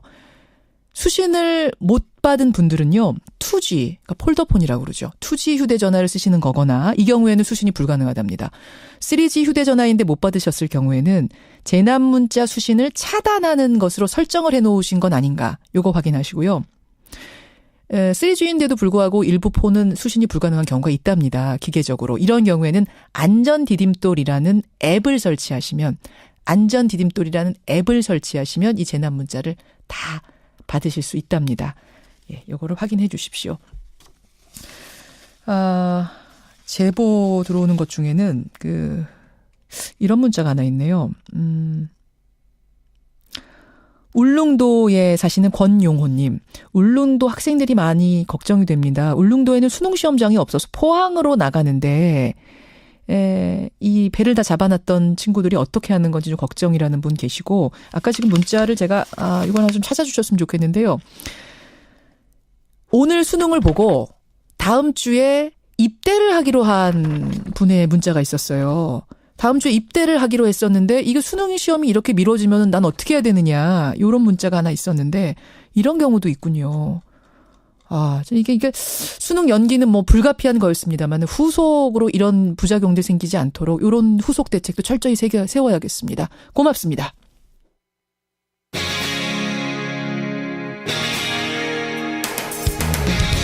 여러분께서는 지금 CBS 라디오 김현정의 뉴스쇼를 함께하고 계십니다. 한국은 베트남의 마음의 빚을 가지고 있다. 예. 문재인 대통령이 동남아 순방 과정 중에 호치민 경주 세계문화엑스포 개막식에 영상 축전을 띄웠습니다. 그 영상 축전에서 띄운 메시지가 바로 이런 내용이었는데요. 마음의 빚? 이 얘기 들으시고는 도대체 우리가 무슨 마음의 빚을 졌다는 건가? 뜬금없는 얘기 아니냐? 이렇게 생각하시는 분들 계셨을지 모르겠습니다. 그런데요, 사실 베트남과 우리 사이에는 풀어야 할 숙제가 있답니다. 무슨 얘기일까요? 베트남에 직접 취재를 하고 다녀온 보도국의 김광일 기자 나와 있습니다. 어서 오세요, 김 기자. 네, 안녕하십니까. 언제부터 언제까지 베트남을 다녀온 거죠? 네, 저 11월 2일부터 8일까지 일주일간 다녀왔습니다. 8일까지. 그러면은 대통령 순방 일정에 동행한 게 아니라? 예. 그보다 더 먼저 이제 취재를 가 있었습니다. 베트남 기획 취재를 다녀온 거군요. 네, 그렇습니다. 베트남에 가서 우리 한국군에 의해 피해를 입은 베트남인의 실상, 그걸 취재하고 오셨다고요? 예, 일단 먼저 피해자 목소리부터 들어보시죠. 그러죠. 저는 방 안에서 갓난아이를 안고 있었습니다. 그런데 갑자기 한국군들이 집에 들이닥쳐서 아이들을 먼저 쐈습니다. 그리고는 저를 향해서도 계속 쐈고 집에 불을 붙였습니다. 이게 지금 언제 때 얘기예요? 네, 1968년 얘기인데요. 이 목소리는 베트남 중부 꽝남성 하미마을에 사는 79살 쯔엉티투 씨 목소리입니다. 이 하미마을은 68년에 한국군 해병대 청룡부대가 지나간 뒤 주민 135명이 숨진 채 발견된 곳입니다. 135명이? 네. 그날 이제 쯔엉티투 씨의 집에도 군인들이 들이닥쳐서 7살짜리 큰딸, 4살짜리 아들에게 총을 쐈고 그렇게 일가족 12명을 살해했다고 합니다. 한국군이요? 네. 마을 사람들은 한국군 따이한이라고 명확하게 지목하고 있습니다. 예. 총과 수류탄 파편을 맞았던 쯔엉티투 씨도 막내딸을 이렇게 둘러엎고 허겁지겁 집 밖으로 도망쳐서 간신히 목숨을 건질 수 있었는데 나중에 다친 오른발을 잘라내야 했고 그렇게 발목이 끊어진 채로 50년을 살아왔다고 합니다. 쯔엉티투 씨가 아까 그랬잖아요. 뭐 갓난아이를 난 안고 있었다. 한국군이 들이닥쳤다. 선명하게 기억을 하고 있는 거예요. 그 정도로 큰 상처가 남았다는 얘기죠. 그래서인지 쯔엉티투 씨는 바로 앞에 있는 제 눈조차 제대로 마주치지 못했습니다. 설명을 들어보니까 학살 이후 50년이 지난 지금까지 자신의 가족을 죽인 한국 사람을 잘 쳐다보지 못한다고 하더라고요. 한국 사람이다 그러면은 쳐다보지도 못할 정도로. 예. 50년이 넘도록 다 해결되지 않았던 것 같습니다. 아, 그래요. 다음 날에는 조금 남쪽 지방 꽝응아이성이라는 곳에 비누아 마을을 찾았는데요. 예, 예. 이곳에서 도하능이아 씨를 또 만났습니다. 목소리부터 들어보시죠. 그러죠. 너무 고통스럽고 너무 슬프고 마음이 너무 아파요. 엄마도 죽었고 할머니도 죽었고 나는 눈을 잃었잖아요. 그 비누아 마을에서는 마을 주민 430명이 한국군에 학살당했다고 하는데요. 430명이요? 네, 그렇습니다. 만 나이로 0세 갓난아기였던 도하능이아 씨는 예. 총탄에 쓰러진 어머니 배 밑에 깔려서 사흘 동안이나 방치되어 있었다고 합니다. 정말 구사일생으로 살아난 분이네요. 하지만 이때 빗물에 흘러든 탄약에 눈이 멀어서 시각장애를 갖고 50년간 살아왔다고 합니다. 지금 여러분 들으시면서 깜짝 놀라셨을 겁니다. 그러니까 한국군이 들이닥쳐서 이 마을은 135명이 숨지고 저 마을은 430명이 숨지고 이 증언들이 지금 줄줄줄 나오는 거예요. 사실은 우리는 우리 군이 가서 이런 일을 했으리라고는 몰랐고 예. 일부러 홍보하지도 않았기 때문에 몰랐던 부분인데 예. 상당히 많은 민간인 베트남인들이 학살이 된 거죠. 우리에 의해서. 그 베트남 전쟁에서 한국군이 자행한 민간인 학살은 약 80건, 희생자는 모두 9천여 명으로 지난 2000년에 집계됐는데요. 지금 17년이 지났죠. 예. 현장 조사를 할 때마다 추정치는 계속 늘어나고 있어서 아마 제대로 집계해보면 훨씬 더 많을 것으로 예상됩니다. 베트남전이 끝난 게 1975년이잖아요. 네. 그럼 사실은 42년이 지났는데 지금도 가보니까 그 상처가 고스란히 남아있던가요? 네. 특별히 이번 취재에서는 한국계 혼혈인 이른바 라이따이한이라고 하는 사람들 중에서 응유엔티 김씨 만날 수 있었는데요. 그분 목소리부터 좀 들어보시죠. 우리는 미국하고 싸웠는데 쟤는 왜 한국이냐. 사람들은 저를 보고 손가락질을 하며 따이한, 라이따이한이라고 불렀습니다. 그럴 때면 너무 치욕스럽고 어찌할 바를 몰랐습니다. 응유엔티 김씨? 예. 무슨 사연이 있는 겁니까? 이 김씨 어머니는요, 전쟁 때 미군 기지에서 일을 했었다는데요. 예. 한국군 병사가 건넨 오렌지 주스를 마시고 쓰러졌다가 깨어났는데 옷이 벗겨져 있었다고 합니다. 성폭행 당한 거군요. 네. 그렇게 한국계 혼혈로 태어났던 게 이제 김이고요. 어린 김은 학교에 가면 친구들에게 차별과 멸시를 받아야 했는데 몇몇 친구들은 잠시 어울려 놀다가도 다른 애들이 와서 라이따이한이라고 부르면 다들 도망가 버렸다고 합니다. 라이따이한 많이 여러분 이제 들으셨을 테지만 정확히 무슨 뜻입니까? 이제 뒤에 있는 그 따이한, 대한이라는 말인데요. 베트남인들이 한국인을 이르는 말이라고 합니다. 그리고 앞에 라이에는 이제 뭐 혼혈, 잡종 뭐 이런 경멸적인 의미가 담겨 있습니다. 어린 김은 그렇게 적군의 피를 물려받았다라는 이유로 주변의 손가락질을 고스란히 감당해야 했습니다. 김의 딸도 함께 만날 수 있었는데 김 씨가 또 결혼을 한 거군요. 네, 그 생활고는 딸에게까지 이어졌다고 합니다. 딸 목소리도 좀 들어보시죠. 그렇죠. 주변 친구들은 제가 라이따이한인 줄 모르지만 저희는 항상 마을에서 가장 가난했습니다. 엄마는 늘 멀리서 일을 해야 했기 때문에 엄마랑 같이 있기도 어려웠습니다. 그러니까 이게 지금 베트남전 그 당시의 학살 부상으로만 끝난 게 아니라 대를 이어서 이어지고 있는 거네요. 상처가. 네, 그렇습니다. 네. 베트남의 한 마을에는 심지어 그 한국군의 학살을 기록해 놓은 한국군 증오비가 있다면서요. 저는 빈호아 마을 입구에 세워진 증오비를 볼 수 있었습니다. 높이 3.5m, 너비 한 5m쯤 되는 큰 비석이었는데 굉장히 크네요. 그 정도면. 예. 그 내용 앞부분만 앵커께서 한번 좀 읽어주시겠습니까? 그럴까요? 자, 여기 있습니다. 하늘에 가닿을 죄악 만대를 기억하리라. 한국군들은 이 작은 땅에 첫 발을 내딛자마자 참혹하고 고통스러운 일들을 저질렀다. 수천 명의 민간인을 학살하고 가옥과 무덤과 마을들을 깨끗이 불태웠다. 이 문구 아래에는 해병대 청룡여단이 마을 주민 430명을 살해했다는 얘기가 아주 구체적으로 또 적혀 있었습니다. 또 비문 좌측에는 표가 나와 있었는데 희생자 중 268명이 여성이었습니다. 또 연령대별로는 182명이 어린아이였고 109명이 50세에서 80세의 노인이었다. 뭐 이런 내용이 적혀 있었습니다. 노약자가 상당히 많네요. 예. 희생자들이 베트콩 게릴라군이라는 그게 아니냐는 주장이 있는데 애초에 이 마을에 젊은 남성은 거의 없었다고 합니다. 그러네요. 그야말로 힘도 쓸 수 없는 민간인들, 또 어린아이, 노인들이 이렇게 많은 수 학살됐다는 겁니다. 그러다 보니 이런 증오비까지 세워진 거죠. 김광일 기자. 예. 증오비라는 걸 저는 그냥 말로만 지금 들어도 충격적인데 직접 가서 한국인의 눈으로 본 심정은 어떠셨어요? 참담했습니다. 뭐 이렇게 표현해도 될지 모르겠습니다만 개인적으로는 처음 봤을 때 좀 숨이 턱 막힌다고나 할까 좀 그런 느낌이 들었고요. 증오비는 전쟁 직후에 세워진 것으로 추정된다는데 얼마나 미웠으면 그 와중에 이런 비석까지 새겼나 싶기도 하고 증오비가 있던 요 비누아 마을의 경우는 마을 안쪽으로 제가 접근할 수도 없을 정도로 상처가 남아있는 곳이었습니다. 그러니까 한국 기자가 취재를 하러 간다 그러는데 혹시라도 뭐 불상사가 일어날까 봐 걱정이 돼서 막아야 될 지경으로 예, 그렇습니다. 여전히 분노가 있단 말이에요. 주민들 사이에서는. 예, 그래서 놀랍네요. 이날은 저한테도 좀 충격적인 기억으로 남아있습니다. 이렇습니다. 김광일 기자가 취재해온 그러니까 이 한국군이 남긴 상처의 일부분만 들어도 여러분 어떤 건지 느낌이 오시죠. 하지만 우리 정부는 민간인 학살을 공식적으로 인정한 적이 없죠. 네, 그렇습니다. 국방부에서도 공식적인 어떤 입장이나 조사 계획에 대해서는 밝히지 않고 있었습니다.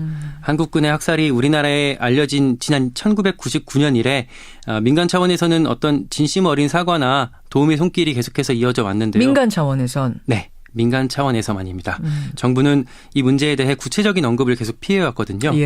김대중 전 대통령은 본의 아니게 베트남인들에게 고통을 준 데 대해 미안하게 생각한다라고 했고 노무현 전 대통령은 우리 국민은 마음에 빚이 있다라고 유감을 표명했어요.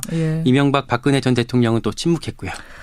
문재인 대통령이 이번에 사과하는 그 메시지를 듣고 무슨 얘기야 갑자기? 왜 뜬금없이 저런 얘기가 나왔지라고 생각하셨던 분들이 있다면 바로 이런 사연이 깔려 있는 겁니다. 이번에 우리의 사과 메시지 이건 어떻게 평가를 해야 되나요? 이 정도 마음의 빚 뭐 이렇게 표현해 준 게 다행이라는 반응도 좀 있는데요. 아쉬움도 좀 큽니다. 그래요. 일단 베트남 사람들은 이걸 사과로 받아들이지 않는다고 합니다. 이 정도로는 사과가 아니다? 그쪽 반응은? 뭐 입장을 바꿔봐서 뭐 우리가 일본한테 뭐 일본군 위안부 피해에 대해서 이런 마음의 빚 이런 표현을 듣는다면 아마도 같은 반응이 있지 않을까 싶습니다. 지금 베트남 현지에 있는 한배평화재단 구수정 상임이사에 따르면 문 대통령의 이번 발언 자체가 또 그 베트남에서 떠난 뒤에야 이제 한국이 알려진 거라서 베트남 사람들은 알지도 못한다고 하고 있고요. 이 말을 전해 들은 그 베트남인들의 경우 이건 사과가 아니다라고 말을 했다고 합니다. 부족하다. 이건 아니다. 앞으로 구체적인 가해 사실에 대한 책임 인정이나 조사, 보상 뭐 이런 방침 같은 게 나와야 그 진정성을 좀 이해할 수 있지 않을까 싶네요. 한국정신대문제 대책협의회 윤미향 상임대표 이야기 들어보시죠. 경제, 사회, 문화, 교류 그건 언제든지 무너져 내릴 수 있는 굉장히 위험한 우호관계라고 생각을 합니다. 과거 역사의 올바른 청산 그 위에 세워질 때 진정한 미래지향적인 관계 이루어질 수 있다. 그게 바로 오늘 우리가 일본과 아시아 관계에서 배우는 거죠. 우리나라 한국도 풀어야 할 과거사 문제가 있다는 얘기 여러분 어떻게 들으셨습니까? 김광일 기자. 수고하셨습니다. 감사합니다. 포항의 여진은 지금 이 시각까지 40여 차례가 넘게 계속 발생하고 있습니다. 아무쪼록 피해가 이어지지 않기를 간절히 바라면서 오늘 특보로 전해드렸습니다. 김현정의 뉴스쇼 인사드리지요. 고맙습니다.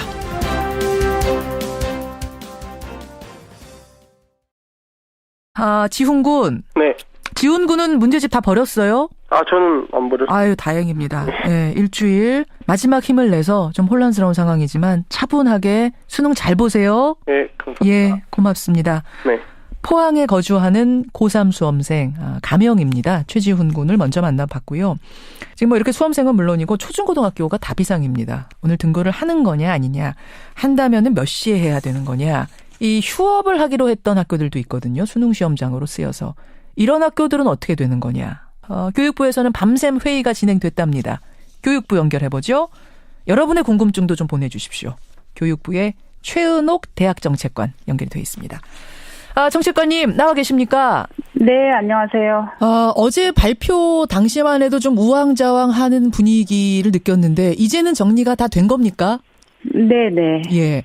제일 급한 거부터 좀 확인하고 갈게요. 네. 오늘 전국의 초중고등학교 등교 시간 어떻게 되는 건가요? 학교 등교 시간은 수능 시험을 보는 상황하고 동일하게 변동 없이 재량 휴업을 하는 학교는 그대로 하고 하지 않는 학교는 원래대로 등교를 하고 변동이 없습니다. 그러니까 학교마다 조금씩 달랐거든요. 어떤 학교는 10시, 어떤 학교는 아예 휴업 뭐 다 다른데 그 상황 그대로 유지군요.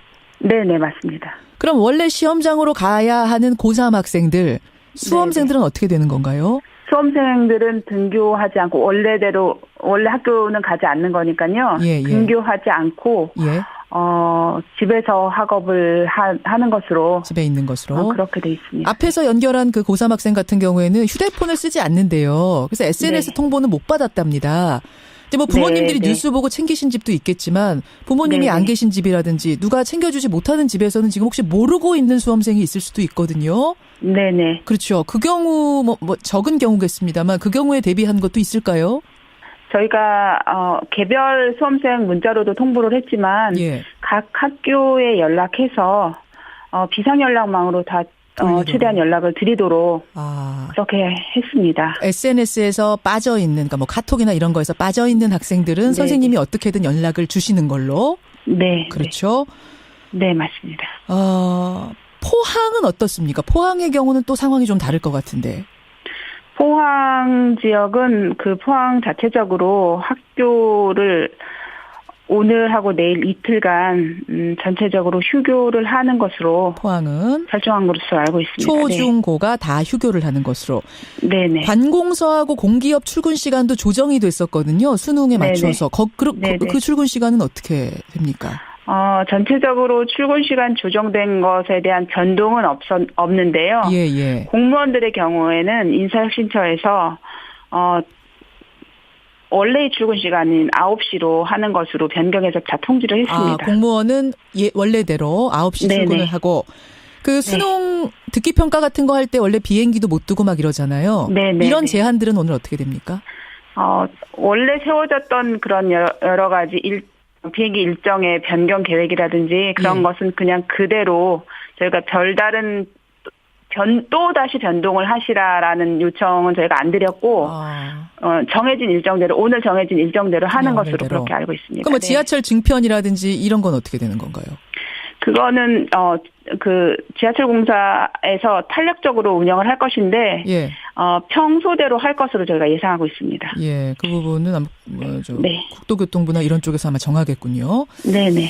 자, 근데 어쨌든 저녁까지도 그냥 수능을 치른다 하는 입장이었는데 어떻게 연기 쪽으로 방향을 급선회하게 됐습니까?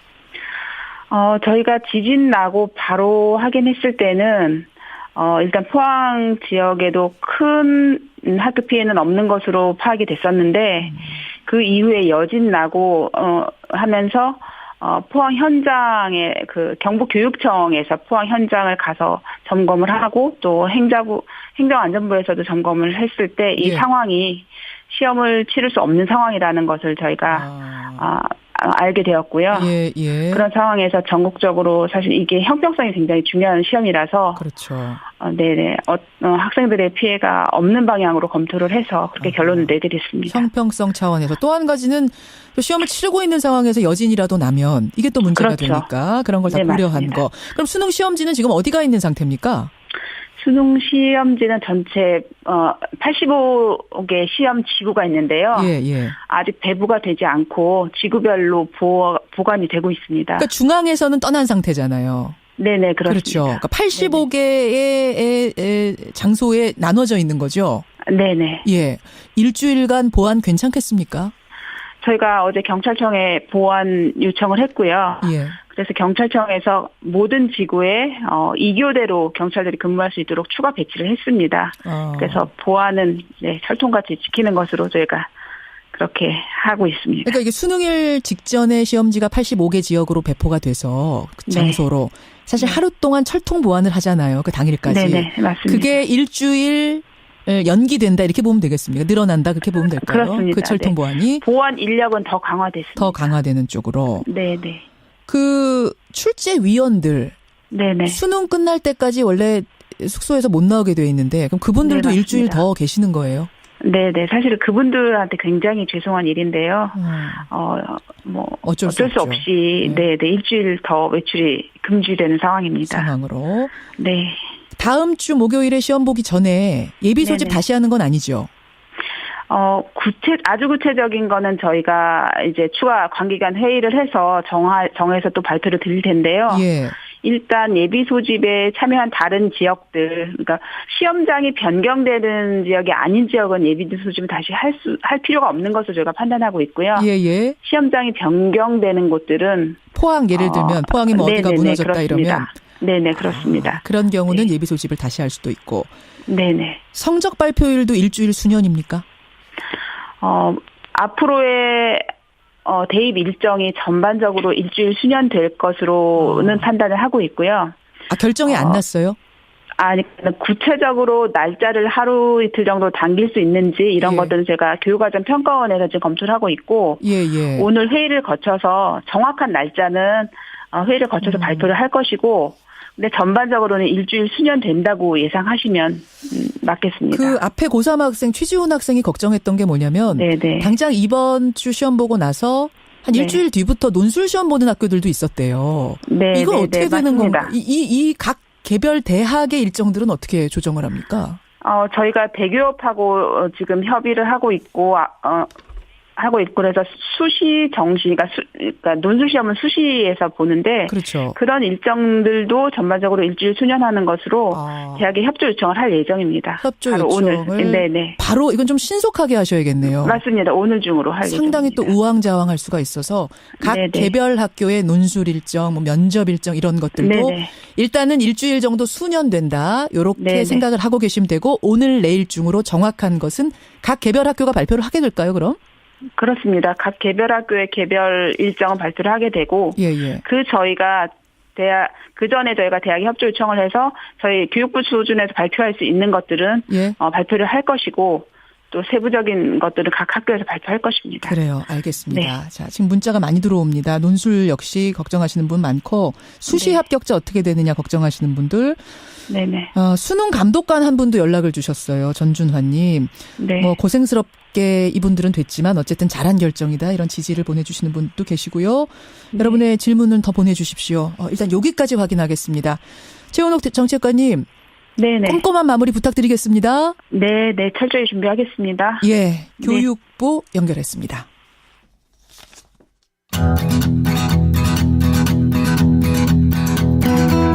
김현정의 뉴스쇼는 청취자 여러분의 참여로 이루어집니다. 트위터, 페이스북, 레인보우 게시판, 그리고 단문 50원, 장문 100원의 유료 문자 샵 1212, 우물정 1212 통해 참여하실 수 있습니다.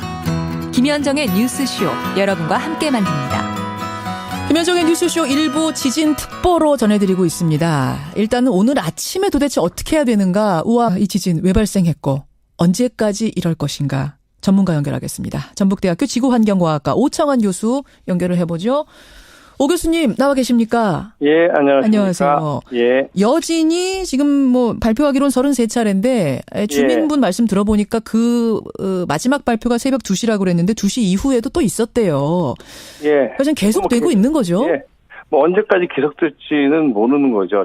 작년 경주 때도 상당히 오랫동안 지속이 됐었고. 여진이 이렇게 계속되는 와중에 역으로 더 커질 수도 있습니까? 아니면 여진은 계속 강도는 줄어드는 건가요? 그러니까 이번 지진에 대해서는 여진이 계속될 수 있지만 이번 지진을 일으켰던 힘이 만약 끝나지 않고 계속 온다면 주 힘이 이거보다 더 큰 지진이 일어날 수도 있는 거죠. 어제 5.4 지진의 여진이라면 그거보다 더 클 수는 없지만 점점 줄어들지만 그게 아니라 또 다른 본진이 올 수 있다는 얘기예요? 그렇죠. 왜냐하면 작년 구마모토, 몇 년 전 구마모토 지진도 6점 몇 자리면 굉장히 크잖아요. 규모가. 그리고 여진이 나서 끝난 줄 알고 돌아갔는데 7.0이 발생한 거예요. 그래서 굉장히 많은 피해를 본 경우도 있습니다. 우리가 지진을 예측한다는 것은 거의 불가능하기 때문에 모든 가능성을 열어놔야 됩니다. 그렇군요. 그러니까 지금 이게 경주에서 지난번 일어났던 지진으로 놀란 상태인데 바로 옆에서 또 이런 일이 발생하니까 이게 뭔가 큰 게 움직이고 있는 건가. 그 밑에 그 양산 단층대라는 게 계속 움직이고 있는 건가. 여러 가지 상상들을 하게 됩니다. 그렇죠. 어떻게 분석하고 계세요? 그러니까 우리나라에는 지진이 일어날 수 있는 단층들이 많이 존재합니다. 그리고 우리나라에는 지진을 일으킬 수 있는 힘이 계속 작용을 해왔어요. 그런데 이제 일본처럼 그 힘이 아주 크게 일어나는 지역보다는 안쪽에 있기 때문에 지진의 규모라든지 빈도가 적을 뿐이죠. 예를 들면은 그 울산 지역에 1643년 조선시대 때 지금보다 수백 배 더 에너지가 큰 7.0 이상의 지진이 일어났었어요. 다만 그때는 우리 관측이 시작되기 전이기 때문에 그렇죠. 지금 기록이 없는 것뿐. 예. 그럼 이 기록은 어디에 있어요? 이렇게 큰 역사 기록으로 돼 있고요. 문헌에. 예. 그래서 이제 문제는 뭐냐면 우리나라는 그런 큰 지진이 안 일어나는 것이 아니라 자주 일어나지 않기 때문에 우리가 거의 다 잊어버릴만 하면 일어난다는 겁니다. 그러니까 뭐 우리 조상들도 못 본 정도로 오래전에 일어났지만 그것이 그러니까 힘이 축적되는 기간이 길다는 거죠. 그런데 작년에 계기 지진을 측정한 이후 가장 컸던 5.8, 올해 두 번째로 큰 5.4 이런 것들이 일어났다는 것은 그 힘이 상당히 축적이 이미 되었을 가능성이 높다. 이런 가능성을 생각할 수 있고요. 또 하나는 이제 후쿠시마에서도 큰 지진이 일어났지만 그것뿐만이 아니라 태평양 주변에 브레골이라는 곳이 있는데 후쿠시마뿐 아니라 알래스카, 칠레에서도 굉장히 큰 지진이 지금 일어나고 있어요. 뭐 멕시코 이런 쪽 다 해서 그렇죠. 그러니까 지금 전 지구적으로 이러한 지진을 일으킬 수 있는 힘이 증가하고 있다.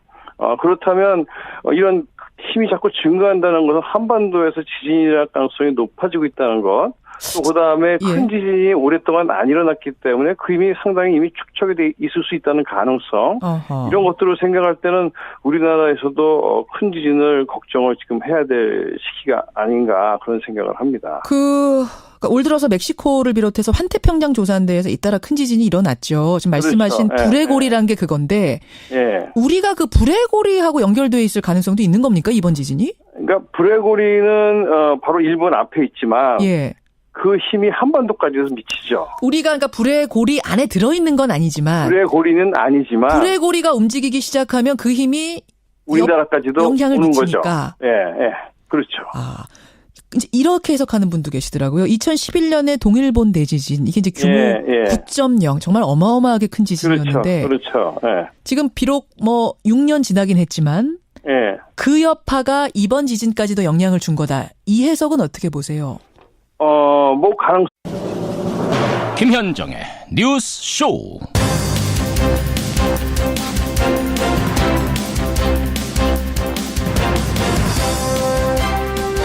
시청자 여러분 안녕하십니까? 어제 오후 경북 포항에서 발생한 규모 5.4의 지진. 이 지진이 대한민국을 뒤흔들었습니다. 지금까지 집계된 부상자가 57명이고요. 이재민은 1,536명. 재산 피해는 아직 집계되지 않았습니다. 밤사이에도 33차례의 여진이 이어졌는데 문제는 아직도 이 지진이 끝난 게 아닐 거라는 전망이 나온다는 점입니다.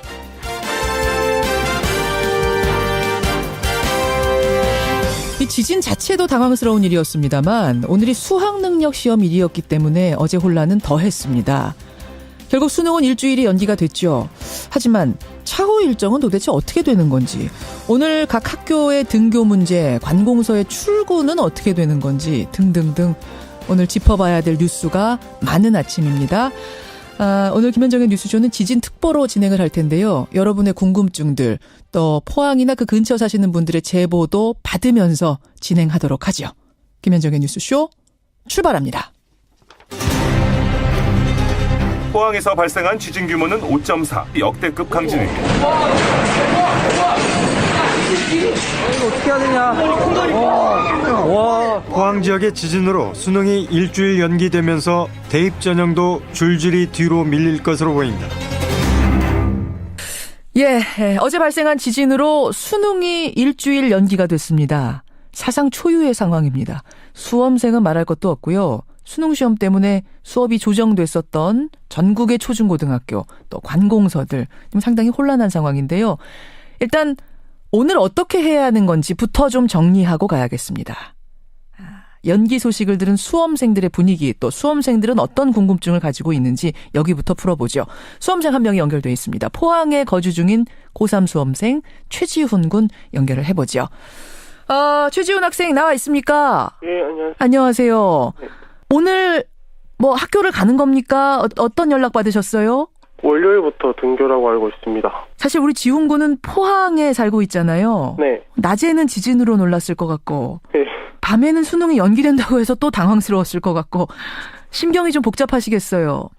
계속 대학 발표나 일주일 동안 또 수능 공부해야 한다고 생각하니 좀 힘든 것 같습니다. 계속 이 긴장 상태를 유지해야 되니까. 네. 어제 오후에 지진 났을 때는 어디 있었어요? 예비 소집한다고 강당에 있었습니다. 예비 소집 중이었어요? 예. 그럼 거기에 모여있던 학생들이 다 지진을 느낀 겁니까? 예, 다 느끼고 건물 외벽이 조금 무너져서 차가 좀 파손되고. 다행히 인명피해는 없고. 예. 그러다가 수능이 연기된다는 통보는 학교에서 연락받은 건 언제입니까? 학교에서는 휴대폰이 마땅치 않아서 아직은 연락을 받지 못했습니다. 우리 지훈 군은 고3이라서 휴대폰을 안 쓰는 학생이군요. 예. 근데 휴대폰으로 SNS 메시지 같은 걸로 통보가 갔을 텐데 휴대폰이 없으니까 지금 공식적으로는 연락을 못 받은 상태인 거예요? 제 친구들이 그래서 다 말해줘서 알았습니다. 말해줘서 전화로 얘기해주고 뭐 또 뉴스 보고 이러면서 안 거예요? 예. 걱정하는 친구들은 어떤 부분을 걱정합니까? 책 같은 거 다 버렸는데. 벌써 버렸어요? 예, 저희 다 청소하고 그랬는데. 이제 다시 한다니까 책 버린 거 다시 주워야 한다면서 서점에서도 책 다 팔리고 갑자기 이래서. 아이고. 그러니까 자신이 볼 책들만 남기고 다 버려서. 예. 모의고사 풀 것들이나 이런 것들은 없는 걸로 알고 있어요. 딱 봐야 될 거 몇 권만 남겨놓고는 그냥 정리를 해버리는. 쓰레기차 같은 거 와가지고 거기에 다 버립니다. 그래요. 그럼 찾을 방법이 없네. 이미 그렇게 된 경우는? 예, 그렇게 된 경우는 찾을 방법이 없습니다. 그럼 이건 좀 상상 못한 상황인데 이런 걱정하는 친구도 있고 또 어떤 거 걱정하세요? 그러니까 저희가 수능만 일주일 연기된 건지 아니면 수시 일정이나 다른 일정들이 다 연기된 건지 이게 좀 걱정이 됩니다. 원래는 당장 이번 토요일부터 논술 시험 보는 대학도 있었거든요. 예. 그런 일정들이 다 개개 대학별로 어떻게 되는 건지 이런 게 지금 궁금할 수밖에 없겠네요. 알겠습니다. 항자왕 궁금증들이 쏟아지고 있어서요. 오늘 아침에 일정부터 여러분들께 소개해드렸습니다. 자, 이제는 지진 얘기 한번 해보죠. 지진 얘기. 5.4 규모였습니다. 발생한 건 오후 2시 29분. 지진 관측이 시작된 이후 두 번째로 큰 지진이었죠. 포항에서 발생했습니다만 전국에서 이 지진파를 느낄 정도로 상당히 강력했습니다. 본진이 강력하다 보니까 여진도 오늘 새벽까지 33차례가 이어졌습니다. 그런데 여러분 잘 아시겠지만 경주와 포항은 붙어 있죠. 이 비슷한 지역에서 이렇게 또 강력한 지진이 발생하다 보니까 이게 계속 이러는 건가? 도대체 그 지역에 무슨 일이 있는 건가? 불안감이 커질 수밖에 없는데요. 지금부터 그 부분 짚어보겠습니다. 먼저 포항 상황을 좀 알아보죠. 이번 지진의 진앙지 경북 포항시 북구에 사는 주민이세요. 구본철 씨 연결이 돼 있습니다. 구 선생님 나와 계세요. 예. 안녕하십니까. 구본철입니다. 어떻게 간밤에는 좀 주무셨어요?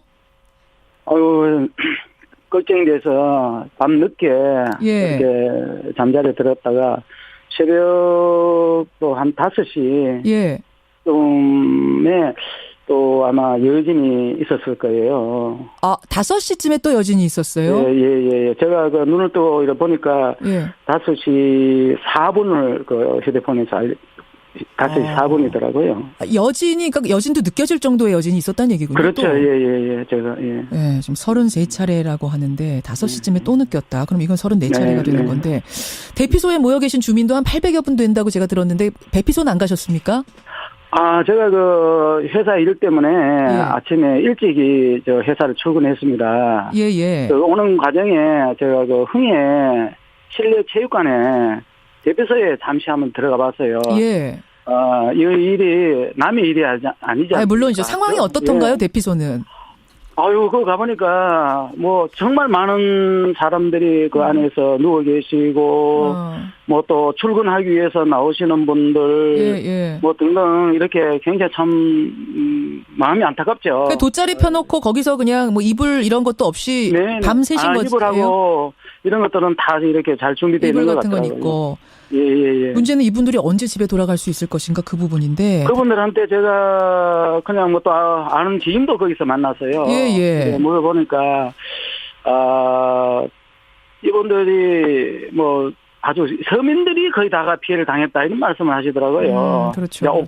노화된 오래된 이런 아파트라든지 이런 주택들이 피해를 보았기 때문에 참 이분들한테 걱정이 많다 이런 그렇죠. 말씀들을 이렇게 하시더라고요. 구 선생님, 어제 네네. 지진이 발생했던 순간으로 잠깐 좀 돌아가 보겠습니다. 네. 그 지진이 발생했을 당시 바로 느끼셨어요? 이건 지진이구나? 저는 저희가 그 공장에 기계들이 많이 있기 때문에. 공장에 계셨어요, 그때? 예. 제가 그 공장에 있다 보니까 기계 오작동이 일어나서 기계가 폭발하는 줄 이렇게 순간적으로 저는 그렇게 생각하고 막 기계 스위치를 내리라 하고 또. 아니, 기계가 왜 오작동을 하죠? 지진 났는데? 아니, 지진이라는 생각을 전혀 감지를 못하고 이것이 이제 기계 오작동이나 싶어서 이렇게 했는데 그렇지 아니고 순간적이었지만 이것이 지진이었구나. 막 건물이 흔들리고 아주 저희들이 정말 정신을 못 차릴 정도의 그런 상황이 급박하게 일어났죠. 샤시 공장 하신다면서요? 네, 샤시 공장하고 유리 공장. 제가 보내주신 사진을 봤습니다. 그랬더니 유리가 다 깨져 있고, 이 피해도 상당히 클 것 같은데. 다행히 저희들보다 더 큰 피해도 입은 분들이 계실 건데 저희들도 상당한 피해를 조금 입고 있습니다. 다치신 분은 안 계세요? 그래도 인명 피해는? 네, 저희는 다행히 인명 피해가 없어서 거기에 그만하니까 그것도 거기에 위안을 삼고 있습니다. 그래요. 구 선생님, 아무쪼록 안전이 최고니까요. 안전하게 저희도 기도하겠습니다. 고맙습니다. 예, 감사합니다. 포항시민 구본철 씨. 이분은 진앙지에 살고 계신 분이세요. 다행히 1층에 거주하고 계시기 때문에 대피소까지는 안 가셨답니다. 만나봤습니다.